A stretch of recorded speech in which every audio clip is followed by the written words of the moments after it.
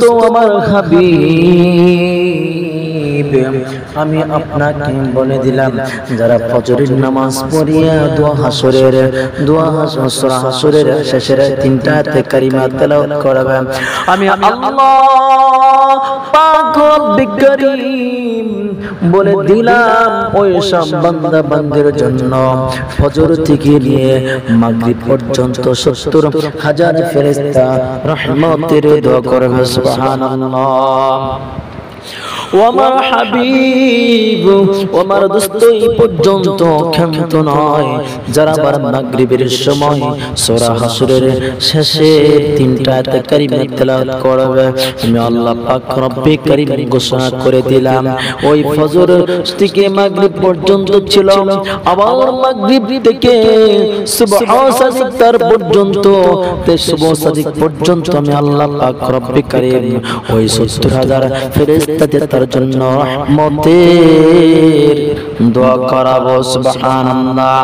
ও হাবিব, এই দোয়াগুলি আপনার উম্মতদের মাঝে শিক্ষা দিন।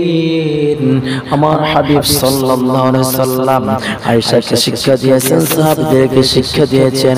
এই দুনিয়ার জমিনে আমাদেরকে আলেম ওলামা হাদিস থেকে কোরআন থেকে সুন্দর করে বর্ণনা করে, এগুলা তেলাওয়াত করার জন্য বলেন, ও আল্লাহর বান্দারা, ও আল্লাহ পাক রব্বুল কারীমের নাফরমানি বান্দারা কতদিন আর নাফরমানি করাবা?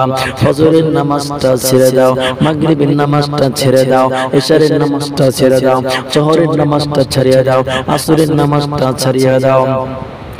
এই ৫ ওয়াক্ত নামাজের ভিতরে আমি আল্লাহ পাক রব্বুল কারীম এত ভালো ভালো এত সুন্দর সুন্দর আমল লিখে দিয়েছি, তোমরা তো কোনোদিন চিন্তা করো না, হায় রে আল্লাহ পাক তো আমাকে সৃষ্টি করেছে, আমি ফজরের নামাজ ছেড়ে দিয়ে যাই না, আবার ফজর থেকে জোহর চলে আসে ছেড়ে দিয়ে যাই না, আবার আসর, আবার মাগরিব, আবার ইশা, কোনোদিন একবার ও মা ও বাবারা ভাইয়ারা কোনোদিন তো চিন্তা করলো না, টেনশন করলো না, যার কারণে দুনিয়ার জমিনে আসলাম, তার ইবাদত করলাম না, তার রিজিক খাই, তার সবকিছু দুনিয়ার জমিনে নির্বাচন করি। একবার ভেবে দেখো রে আল্লাহর গোলাম, কবে জানি তোমাকে থাবা দিয়ে দুনিয়ার জমিন থেকে মালাকুল মউত ধরে নিয়ে যায়।